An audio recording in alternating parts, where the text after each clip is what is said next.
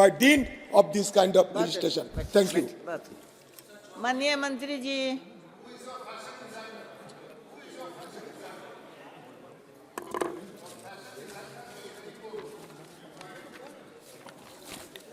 अध्यक्ष जी, सबसे पहले तो मुझे आभार प्रकट करना है।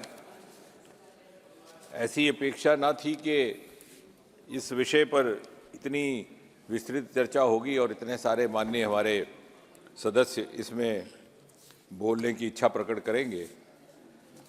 इससे ये सिद्ध होता है कि ये विषय सबके हृदय के नज़दीक है और कुल मिलाकर के सिद्धांतिक तौर पर किसी ने इसका विरोध भी नहीं किया।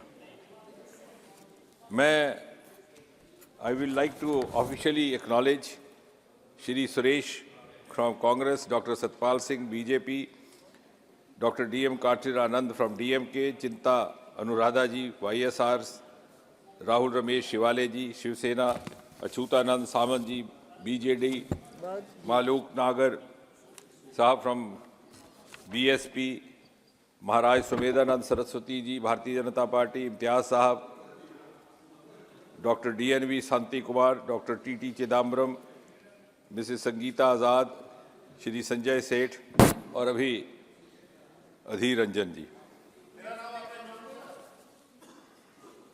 बोले।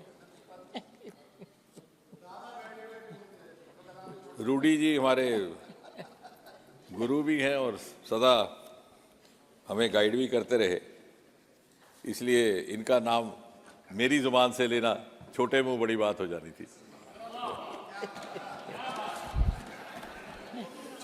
दादा का नाम ले लीजिए, दादा का नाम ले लीजिए। जैसे एम.के. रामचंद्रन हैव स्पोकन नहीं है, ये फिर से आ रहा है। No, this is also a healthy sign, Dada, that everybody wants his name to be included and associated with this legislation. So it gives me tremendous amount of encouragement. Thank you, sir. Thank you. Now the point, sir, is, as I said in the morning, I hope we'll carry forward this legislation in the same spirit.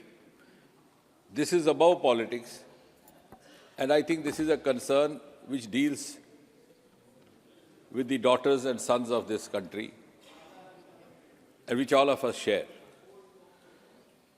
अब कुछ एक शंकाएं हैं, क्योंकि अभी हमने इस bill को शायद उतना विस्तृत तौर पर पढ़ने का अवसर भी नहीं रहा और चर्चा भी नहीं रही।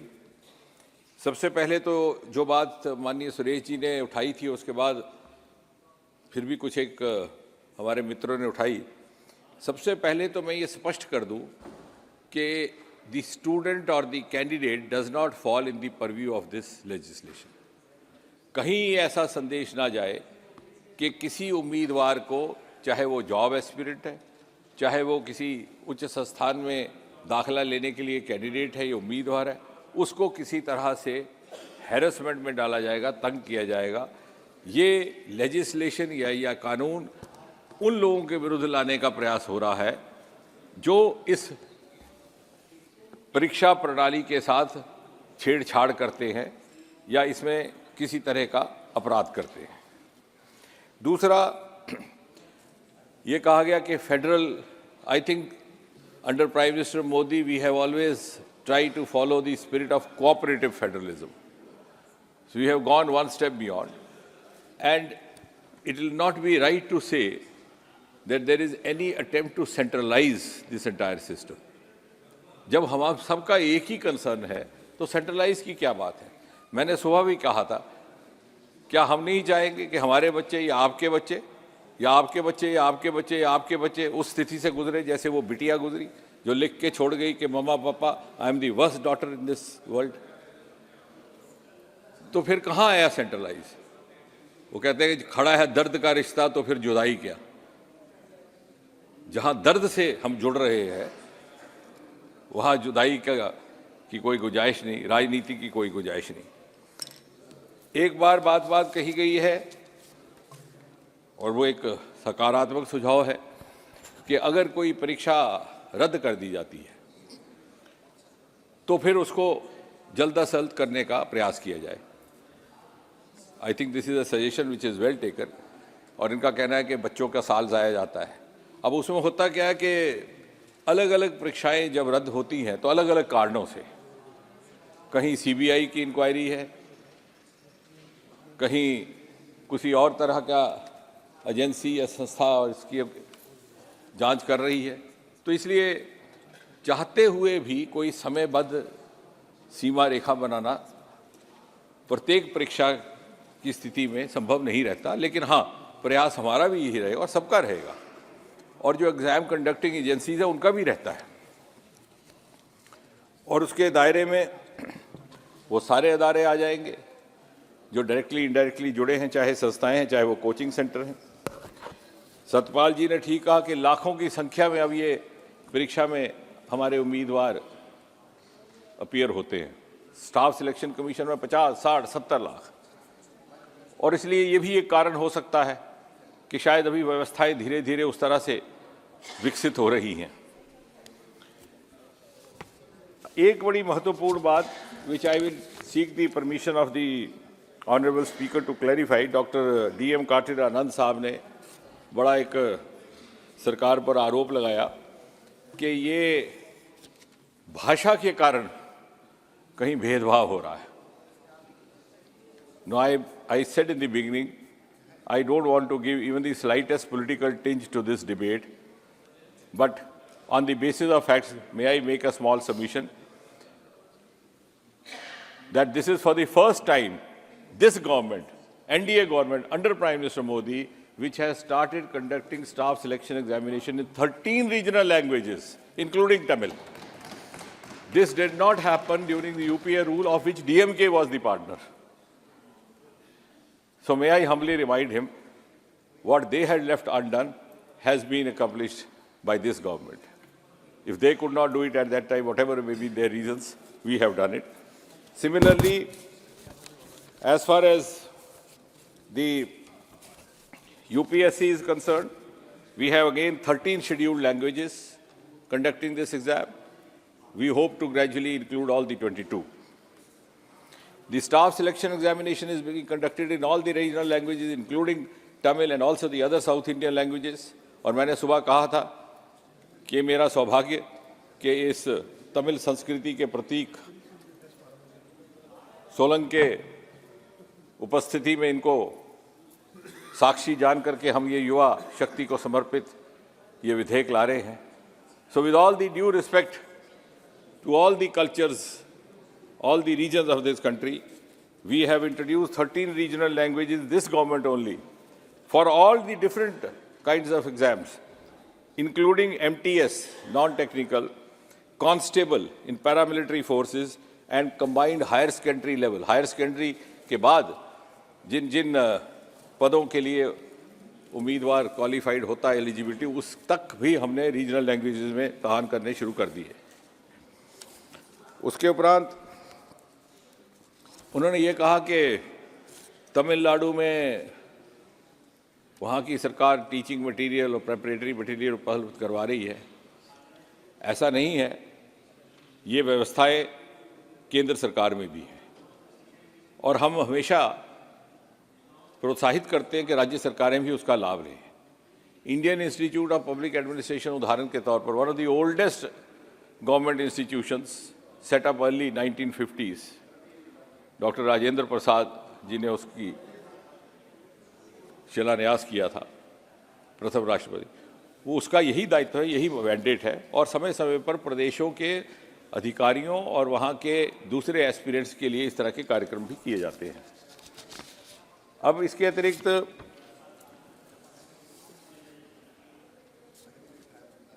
मालूक नागर साहब ने एक बात कही कि बॉर्डर विलेजेस की विशेष चिंता की जानी चाहिए. शायद उनके ध्यान में होगा कि मोदी जी ने ही इन सीमावर्ती गांव के नाम को आखिरी गांव से बदल करके पहला गांव किया.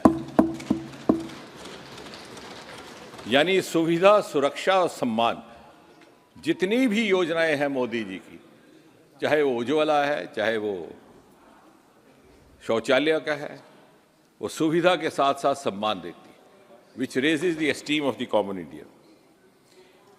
और उन्होंने कहा कि जो वर्किंग एम्प्लॉयज़ हैं, जो कर्मचारी हैं, उनका भी समय समय पर किस प्रकार से जायज़ा लिया जाता है।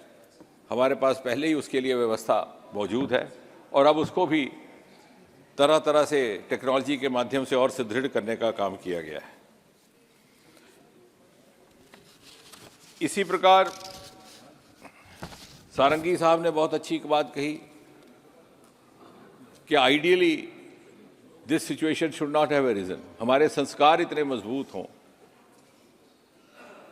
हमारी विरासत से लिए गए हमारे मूल्य इतने मजबूत हों, हमारी इंटेग्रिटी इतनी मजबूत हो, तो शायद इस तरह के विधेयक की आवश्यकता नहीं होगी, शायद फिर इस तरह के कानून की जरूरत भी ना हो। लेकिन साथ ही साथ उन्होंने भी ठीक कहा कि जब तक वो स्थिति नहीं आती, if we actually rise to that is the ideal level which Mahatma Gandhi once said, what is the meaning of non violence? Non violence is not the virtue of the meek or the weak. मेरे हाथ में कोई हथियार नहीं, मैं दुर्बल हूँ, डरता हूँ मुकाबला करने से और कहता हूँ कि साहब मैं हिंसा का पुजारी हूँ, मेरे ऊपर हमला ना करिए, तो वो मेरी कायरता है, वो हिंसा नहीं। ये गांधी जी ने भी कहा, ये गौतम बुद्ध ने भी। But till we rise to that level, और जिस दिन हम उस स्तर पर पहुंच जाएंगे, फिर ना हमें एंटी करप्शन की आवश्यकता होगी, ना विजिलेंस एजेंसी की बात होगी। लेकिन तब तक, क्योंकि ये संसार है, इसे कुरीतियों से बचाना भी हमारा दायित्व है। और जैसे वो इकबाल का एक शेर है कि लाजिम है दिल के पास रहे पासबान अक्ल, लेकिन कभी कभी उसे तन्हा भी छोड़ दो। Ideally heart should always be guided by the brain, but does not happen always. और इसलिए इन कुरीतियों पर किस तरह से अंकुश लगाया जाए। इसी प्रकार कल्याण बैनर्जी का ये की चिंता थी कि इम्प्लीमेंटेशन ऑफ लॉ कैसे हो। And dada, sure, I agree with you, all of us agree, implementation is equally important. If we have not been able to accomplish it to the expected levels, to the desired levels, all of us, the entire society is responsible for it. यही सरकार थी, यही विभाग था DOPT का। सन 2018 में मेरे ही माध्यम से यहाँ एक विधेयक लाया गया था। 1988 का एंटी करप्शन कानून हमने संशोधित किया और हमने रिश्वत लेने वाले के साथ साथ रिश्वत देने वाले को भी उसके दायरे में लाया। So the bribe taker alone was not made culpable, the bribe giver also. कहने का तात्पर्य कि जितनी भी यहाँ पर रचनाएं हो रही हैं, इन सारे नियमों की, विधायकों की मोदी जी के नेतृत्व में निहायत ही संवेदनशीलता के साथ हो रही हैं। इसी तरह से जस्टिस मासूदी साहब का कहना ठीक है कि justice playing field is what is required, and actually we are aiming at that. In the beginning of my opening remarks, I mentioned we brought in the rule to abolish interview. Interview abolish करना इतना आसान नहीं रहता, और सबसे ज़्यादा तो दिक्कत राजनीतिज्ञों को आती है। अगर नहीं आती होती तो 65 साल पहले ही ख़त्म कर दिया जाता, क्योंकि फिर आप किसी की मदद नहीं कर सकते, चाहे वो आपका कार्यकर्ता, आपका प्रिय। लेकिन ये घोर पाप ना हो। मोदी जी ने ये कहा, ये सिखाया कि जहाँ जिस चीज़ की कमी रह गई है उसकी पूर्ति करनी है, फिर उसके बाद जनता के विवेक पर छोड़ देंगे। अब एम के प्रेमचंद जी ने ये कहा कि there is a misinterpretation in the proviso which is not required, that those who are not found guilty among the officials would be spared. I agree with you. आपका कहना था कि वो तो स्वाभाविक है। If he is not guilty, why do you mention it in the bill? I agree with you. Academically you are right. But ये mention इसीलिए किया गया कि कहीं दूर दूर से गलती से भी ये धारणा ना जाए कि ये विधेयक किसी को अनावश्यक परेशान करने के लिए लाया गया है। विद्यार्थी उम्मीदवार को तो कदापि नहीं, कतई नहीं, लेकिन किसी अधिकारी को भी नहीं, यदि वो गुड फेथ में काम कर रहा है। सुप्रिया जी ने एक अच्छी बात कही कि पारदर्शिता भी होनी चाहिए। वो एक this is a continuous process we have been striving for it right from the day the abolition of interview was done, the abolition of attestation was done, and उन्होंने 12वीं फेल उस सिनेमा का उदाहरण भी दिया और उस जमी जमाई व्यवस्था का। Incidentally you will be amused to know that जब आप क्रेडेंशियल्स देखते हैं 12वीं फेल के पिक्चर के, उसमें एक्नॉलेजमेंट्स में एक नाम डॉक्टर जितेंद्र सिंह का है क्योंकि विदु जी हमारे मित्र हैं तो मैंने भी थोड़ा सा उनके साथ सहयोग किया था। मैंने कहा ज़्यादा उसमें तफसील ना दीजिएगा, I don't know how it will be taken, but nevertheless it's an award winning movie. और वो जमी जमाई व्यवस्था जिसकी आप बात कर रही हैं, उसी के ऊपर प्रहार करने के लिए इस तरह का विधेयक लाया गया है। And is a collective responsibility of all of अस। जैसे कहते हैं शास्त्रों में संस्कार बदलने में 2 पीढ़ियाँ लगती है, 3 पीढ़ियाँ लगती है, तो 3 पीढ़ियों के बाद उसके परिणाम मिलते हैं। But we have at least made a beginning. The rationale of this legislation, as you rightly said, and I think that gives me an opportunity to clarify before all the other friends, कि जब इस तरह का हमारे पास criminal law भी है तो क्या ज़रूरत थी, उसका ये है कि this is a specific legislation because in the existing भारतीय न्याय संहिता offences like this are not specifically mentioned, and therefore we have identified and tried to define the unfair means in the conduct of examinations to the best of our ability.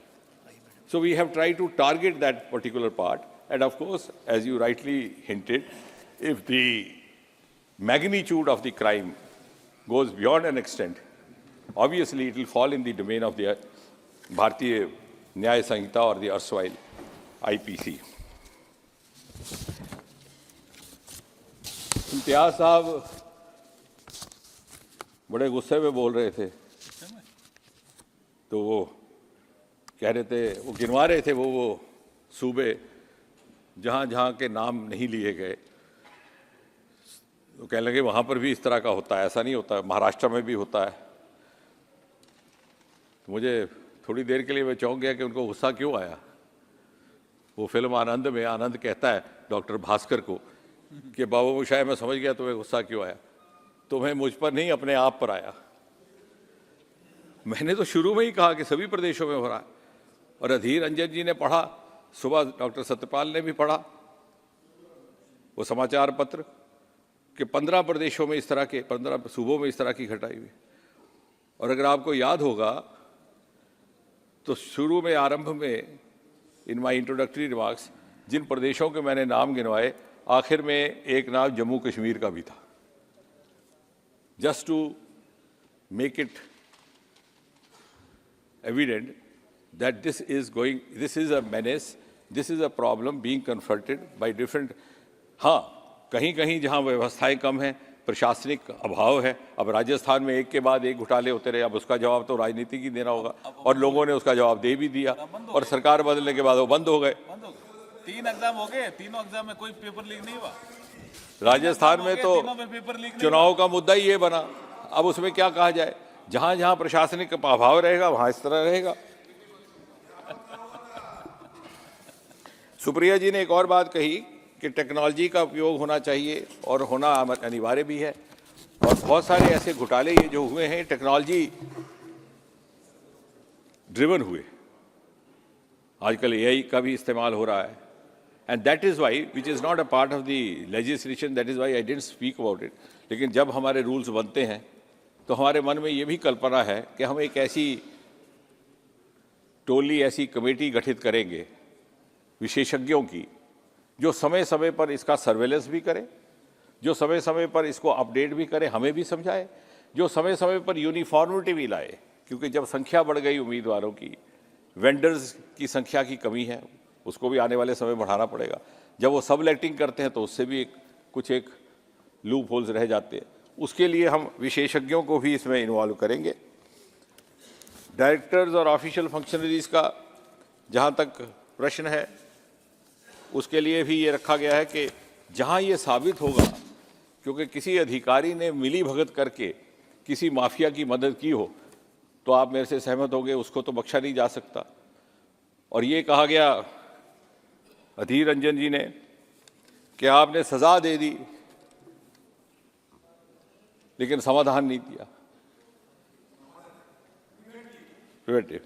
Adhir ji, though I am not a law knowing person, to my primitive or limited knowledge, punishment itself is a deterrent for prevention. This is the first step towards prevention. And then, as we move on from this experience, we will collectively apply our minds and go in for further also. But if we don't take even this first step, we will not be preventing anything at all. Baki, no, both. No, that is what I am saying. Punishment of a culprit is also a means of deterring the crime to happen again, which also is a preventive measure. A. B. If you take prevention in the larger scale, preventing the technological lapses happening, or prevention at the level of the means used, I said we will, in the times to come, and we charge, including experts, to offer their inputs for that. But at least let us take this first step. और इसमें जो हमने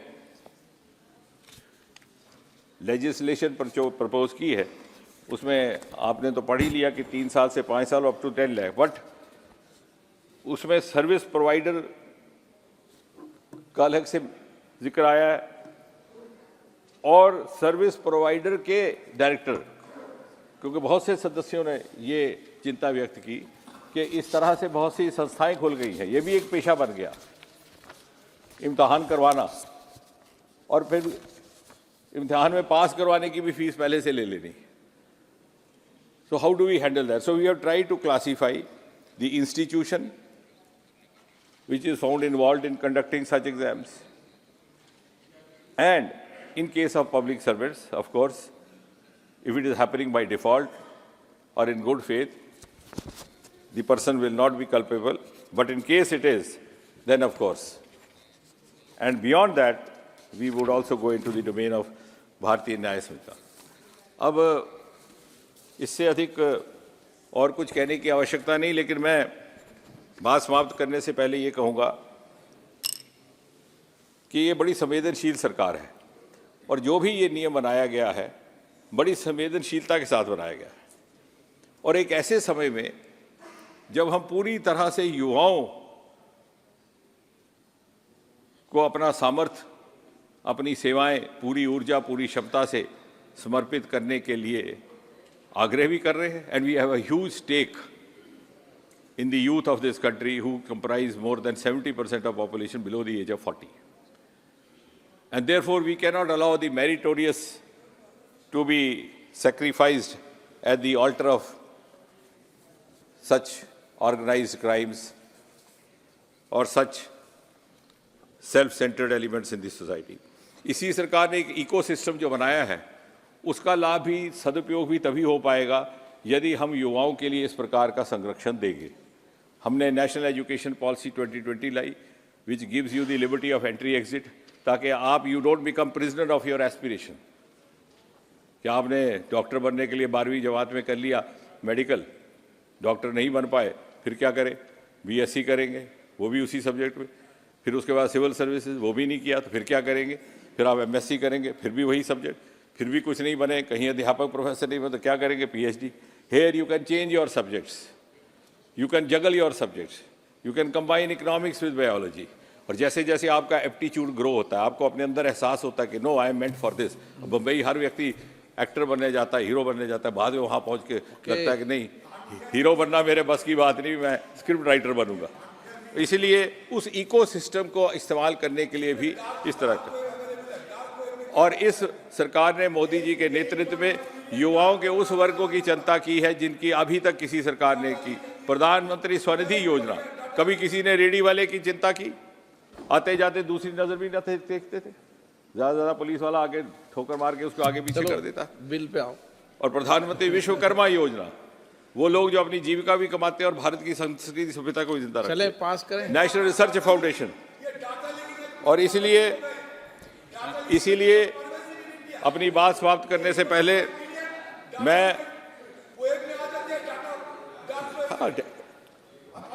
दादा you don't understand, data leak हो रहा भी तो इसी का कारण है। इसी data leak is a means of manipulation, that is a malpractice. जब आप है उस, अरे आप समझे नहीं। That is not in the purview of this bill. Bill आपका मैल प्रैक्टिस इन एग्जामिनेशन का है। So data leakage as a malpractice in examination is also under the purview of this bill. Bill नहीं है। अच्छा, आप भटक रहे हैं विषय से। अगर मैल प्रैक्टिस में डाटा लीक होता है तो वो भी इसके दायरे में आता है। अब बात समाप्त करने से पहले अध्यक्ष महोदय, मैंने जहां से बात प्रारंभ की थी वहीं से अपनी ओर से, और मुझे विश्वास है इसमें दादा अधीर को भी कोई आपत्ति नहीं होगी, एक अपील करके सभी सदस्यों से, सभी भारतवासियों से कि हम अपने बच्चों के भविष्य के लिए, उनके भविष्य को किसी से हाथों में उसको छेड़छाड़ ना होने दें, उनको उस तनाव की परिस्थिति में ना पड़ने दें जो इन आत्महत्याओं में परिवर्तित होते हैं। और मैं अपील करता हूं माता पिता से भी, बच्चों से भी, कि वो इस बदलते हुए नए युग में मोदी जी के विकसित भारत के निर्माण में अपनी भूमिका, अपना योगदान निभाने के लिए अपने आप को समर्थ बनाएं। बहुत बहुत धन्यवाद अध्यक्ष जी। प्रश्न ये कि विधेयक पर विचार किया जाए। जो सदस्य इसके पक्ष